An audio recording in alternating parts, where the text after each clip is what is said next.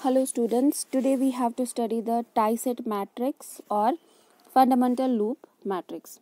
It is a link dependent matrix, link या chord. If you recall tree and co-tree, जो tree होता है उसके ब्रांच को हम twigs बोलते हैं और जो co-tree होता है उसके ब्रांच को हम links बोलते हैं या chords बोलते हैं. तो इसका जो रैंक होता है वो होता है बराबर नंबर ऑफ लिंक्स, और नंबर ऑफ लिंक्स हम किस फॉर्मूला से कैलकुलेट करते हैं, b-1 -n+1.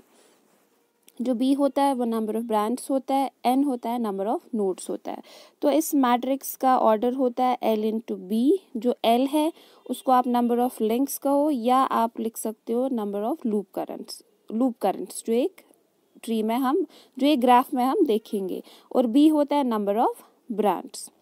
तो यहाँ पे जो नंबर ऑफ लूप करंट्स होती है वो नंबर ऑफ लिंक्स के बराबर होती है. अब अगर आपको टाई-सेट मैट्रिक्स बनाना है वो हम कैसे बनाएंगे. फॉर एग्जांपल आपके पास ये गिवन ग्राफ है, तो इसमें हम सबसे पहले एक ट्री चूज़ करेंगे. तो ट्री हमने चूज़ की है यहाँ पे, और ट्री हमने कैसे लिखी है, सॉलिड लाइन से. उसके बाद जो सारा डॉटेड है वो आपका को ट्री हो जाता है, और को ट्री को हम क्या बोलते हैं, उसके ब्रांच को हम क्या बोलते हैं, लिंक्स बोलेंगे या कॉर्ड्स बोलेंगे. तो अब हमें यहाँ पे लूप्स चूज़ करने हैं, लेकिन लूप आपको इस तरह से लूप कह सकते हो आप या आप क्लोज्ड पाथ कहो. आपको इस तरह से चूज़ करना है कि हर लूप में सिर्फ एक ही लिंक हो. ट्विग्स जो है कितने भी हो सकते हैं, लेकिन जो लिंक्स है वो सिर्फ एक होनी चाहिए. तो यहाँ पे हमने ये वाला एक लूप चूज़ किया है इस तरह से. So this is branch 4, 1 and 2. ये हमारा पहला लूप है. इसी तरह से this is 2 branch, this is 3, ये हमारा दूसरा लूप है, और जो ऊपर वाला है वो हमारा तीसरा लूप है. तो सबसे पहले आपको लूप्स चूज करने हैं, but one condition you have to keep in mind कि जो भी आप लूप चूज करोगे उसमें जो लिंक है यानी जो आपका डॉटेड वाला पार्ट है वो सिर्फ एक होना चाहिए, और जो ट्विग्स है सॉलिड वाला पार्ट है वो कितने भी हो सकते हैं, उस पर कोई भी बैरियर नहीं है, लेकिन जो लिंक वाला पार्ट है वो सिर्फ एक ही होना चाहिए. उसके बाद next what you have to do, 1 second, next you have to mark the loop currents. तो लूप करंट्स भी आप कैसे मार्क करोगे उसकी भी एक कंडीशन है.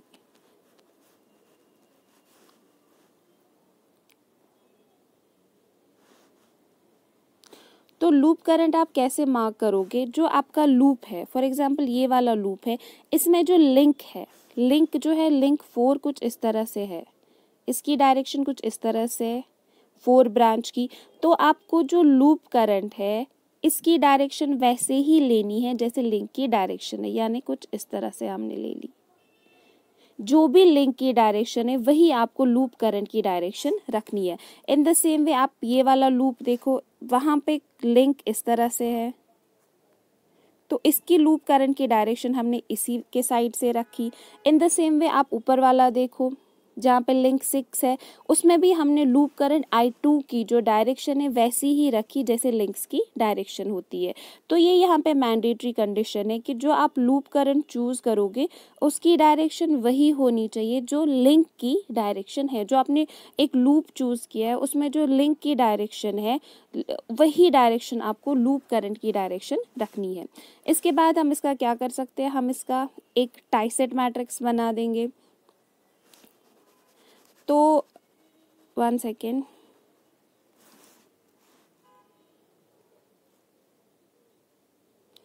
तो टाई-सेट मैट्रिक्स हमने लिख दी 3 लूप करंट्स, L वाला पार्ट यानी इस तरह से, और हमें ब्रांच लिखनी है. ब्रांच कितनी इसमें 6 है वो भी हमने लिख दी.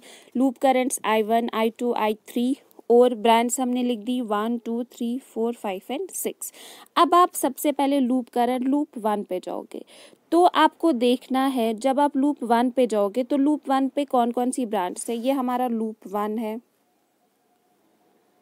तो ये आपका ब्रांच 4 है, ये 1 है, ये 2 है. तो ये सारी जो है डायरेक्शन ऑफ करंट्स है, और लूप करंट की डायरेक्शन कुछ इस तरह से है.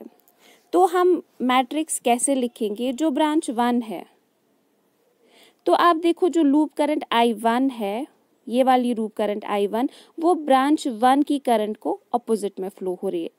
लूप करंट कुछ इस तरह से चल रही है, ब्रांच करंट जो है ब्रांच 1 में इसके ऑपोजिट डायरेक्शन में चल रही है, तो हमने इसका क्या लिख दिया -1। इन द सेम वे अब आप लूप 2 पे जाओगे, सॉरी ब्रांच 2 पे जाओगे। अगर आप ब्रांच 2 को देखोगे तो ब्रांच 2 में आप देखो जो लूप करंट है I1 और ब्रांच 2 इनकी डायरेक्शंस जो है वो सेम है, तो इसमें क्या आ जाएगा +1। अब आप 3 पे जाओ तो 3 जो है ब्रांच वो उसमें लूप करंट I1 कोई भी फ्लो नहीं होती है, तो उसके साथ 0 आ जाएगा। अब आप 4 पे जाओ तो 4 में भी 4 में जो लूप करंट आई है वो उसी डायरेक्शन में है जिस डायरेक्शन में 4 ब्रांच की करंट जा रही है, तो वहाँ पे भी क्या आ जाएगा 1 आ जाएगा। अब जो 5 है ब्रांच वो कनेक्टेड नहीं है, ब्रांच 6 जो है वो भी कनेक्टेड नहीं है, तो वहाँ पे क्या आ जाएगा 0 आ जाएगा। इन द सेम वे आप लूप 2 पे जा सकते हो यानी I2 पे जा सकते हो, तो आप I2 पे देख सकते हो जो ब्रांच 1 है, तो ब्रांच 1 जो है ब्रांच 1 में अगर आप I2 देखोगे वो कुछ ऑपोजिट डायरेक्शन में इस तरह से चल रही है, यानी I1 ब्रांच की जो करंट है उसके ऑपोजिट जा रही है, तो वहाँ पे क्या आ जाएगा -I1। I2 के साथ ये कनेक्टेड नहीं है। I3 में आप देखोगे ब्रांच 3 यहाँ पे जो लूप करंट है वो उसी की डायरेक्शन में फ्लो हो रही है, तो वहाँ +1 आ जाएगा। 4 ब्रांच के साथ कनेक्टेड नहीं है, 5th ब्रांच के साथ कनेक्टेड नहीं है। 6th ब्रांच का आप देखो तो ब्रांच 6 में I2 उसी डायरेक्शन में फ्लो हो रही है जिस डायरेक्शन में ब्रांच 6 का एरो है, arrows give you the direction of current, तो वहाँ पे भी क्या आ जाएगा +1 आ जाएगा। In the same way you can write it down for the I3। तो इस तरह से हम एक टाइसेट मैट्रिक्स जो है वो लिखते हैं।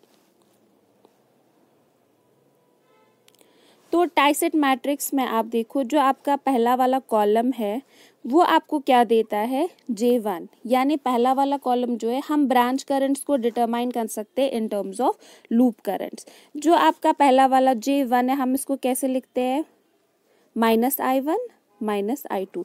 जो J1 है वो ब्रांच 1 की करंट है। ब्रांच 1 को अगर हम सेपरेटली ड्रॉ करेंगे तो हम इस तरह से देख सकते हैं, 1 सेकेंड,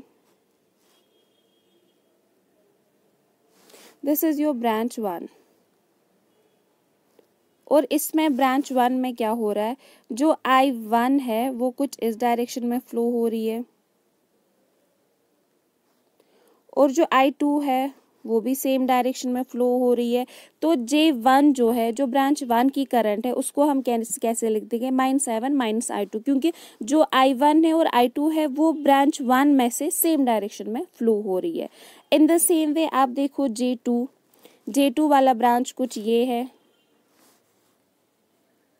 ये 2 वाला ब्रांच है, तो इसमें I1 इस तरह से फ्लो हो रहा है और जो I2 है वो इस तरह से फ्लो हो रहा है, यानी दोनों का I3 ऑपोजिट में फ्लो हो रहा है, तो ये किसके बराबर आ जाएगा J2 I1 I3। In the same way आप J3 डिटरमाइन कर सकते हो, J4 डिटरमाइन कर सकते हो, J5 एंड J6। जो आपकी J1 J2 J3 है ये आपकी ब्रांच करंट है। J1 आपको I1 1 ब्रांच की करंट है, J2 आपको ब्रांच 2 की करंट है, in the same way J5 आपको ब्रांच 5 की करंट है। तो आप ब्रांच करंट्स को in terms of loop currents भी देख सकते हैं। नाउ वन मोर थिंग, जो आपके यहाँ पे रोज है वो आपको KVL इक्वेशंस देते हैं, यानी यहाँ पे हमने KVL इक्वेशन लिख दी, जो 1 है उसके साथ जो वोल्टेज एसोसिएटेड है दैट इज -V1, जो 2 है उसके साथ वोल्टेज जो एसोसिएटेड है दैट इज V2, जो 4 है उसके साथ जो वोल्टेज एसोसिएटेड है दैट इज V4, बाकी सब पहले रो में 0 है, वो हमें KVL इक्वेशन देगा -V1 + V2 + V4 that is equal to 0। अब आप सेकेंड रो पे जाओ, इसमें -V1 है पहला, उसके बाद ब्रांच 3 का V3, फिर ब्रांच 6 का V6, वो आपको देगा सेकेंड रो की KVL इक्वेशन। और जो आपका रो 3 है उसके भी अगर हम लिखेंगे तो it will be -V2 + V3 + V5 that is equal to 0। तो जो आपका टाइसेट मैट्रिक्स होता है वो सेटिस्फाई करता है केवीएल को, वोल्टेज इक्विलिब्रियम इक्वेशंस को। तो यहाँ पे जो नंबर ऑफ केवीएल इक्वेशंस होती है वो किसके बराबर होती है, नंबर ऑफ लिंक्स या number of fundamental loop currents. आप देखो यहाँ पे ग्राफ, इसमें नंबर ऑफ लिंक्स कितनी है यानी डॉटेड लाइंस कितनी है, 3। अगर नंबर ऑफ लिंक्स 3 है तो अकॉर्डिंगली आपकी जो केवीएल इक्वेशंस होगी वो भी 3 होगी। या 3 लिंक्स है, 3 लूप्स होंगे, 3 लूप करंट्स होगी, तो आपको भी केवीएल इक्वेशंस कितनी मिलेगी, 3 इक्वेशंस मिलेंगी। और अगर आप ये वाला देखोगे 4, 5, 6, ये आपका एक आइडेंटिटी मैट्रिक्स है। 4, 5, 6 gives you identity matrix. Now we have question here. You have to find the fundamental tie-set for the given graph. तो आपको यहाँ पे लिंक्स ऑलरेडी देके है, अब आपको चूज करना है। हमें यहाँ पे कितनी लिंक्स देके, 3 लिंक्स देके। तो 3 लिंक्स की वजह से आपको कितने लूप्स मिलेंगे, 3 लूप्स मिलेंगे। और कंडीशन क्या रखनी है, हर लूप में सिर्फ एक ही लिंक होनी चाहिए। ट्विग्स कितने भी हो सकते हैं। तो हमने इस गिवन ग्राफ में 3 लूप्स को चूज किया है, first loop, second loop and third loop. और हर लूप में क्या है, सिर्फ एक ही लिंक है। आपको इससे ज़्यादा लूप्स इसमें नहीं मिलेंगे जहाँ पे सिर्फ एक ही लिंक होगी। उसके बाद हम क्या करते हैं, लिंक के हिसाब से लूप करंट को चूज करते हैं। जो लिंक की डायरेक्शन होगी वही आपको लूप करंट की डायरेक्शन रखनी है। तो आप देखो यहाँ पे पहले में हमने लूप करंट की डायरेक्शन वही रखी है जो लिंक 1 की डायरेक्शन है। दूसरे में आप देखो हमने लूप करंट की डायरेक्शन वही रखी है जो लिंक 6 की डायरेक्शन होगी। और तीसरे में I3 हमने लूप करंट चूज की और डायरेक्शन वही है जो लिंक 7 की है। अब आपको इसका एक मैट्रिक्स लिखना है। तो मैट्रिक्स हम कैसे लिखते हैं, एक साइड से हमने लिंक्स करंट्स लिख दी या लूप करंट्स आप बोल दो, I1, I2, I3। और यहाँ पे हमने क्या लिख दिया, नंबर ऑफ ब्रांच 1। यहाँ पे इसमें 7 ब्रांचेस है तो 7 तक हमने लिख दिया। अब आप I1 देखो, पहले वाले इस लूप का देखो। तो आप देखो I1 जो ब्रांच 1 है, लूप करंट उसी डायरेक्शन में चल रही है तो पॉजिटिव आ जाएगा। ब्रांच 2 लूप करंट उसी डायरेक्शन में जा रही है तो +1 यहाँ पे हमने लिख दिया। ब्रांच 3 लूप करंट उसी डायरेक्शन में जा रही है जिसमें ब्रांच की हमने डायरेक्शन दिखा दी तो 1 लिख दिया। ब्रांच 4 तो लूप करंट उसी डायरेक्शन में जा रही है जिस डायरेक्शन में ब्रांच 4 की करंट डायरेक्शन है तो वहाँ पे अभी हमने 1 लिख दिया। 5, 6 और 7 वो लिंक्स एसोसिएटेड नहीं है, वो ब्रांच नहीं है इसमें, तो उसको हमने क्या लिख दिया, 0 लिख दिया। इन द सेम वे आप I2 पे जाओ, सेकंड पे अब हम जाएंगे। तो सेकंड में आप कहीं पे भी I1 ब्रांच को नहीं देख रहे हो तो 0। उसके बाद आप देखो लूप करंट I2 जो है वो ब्रांच 2 के ऑपोजिट फ्लो हो रही है, कुछ इस तरह से फ्लो हो रही है। तो इसमें क्या आ जाएगा, -1 आ जाएगा। 1 सेकेंड।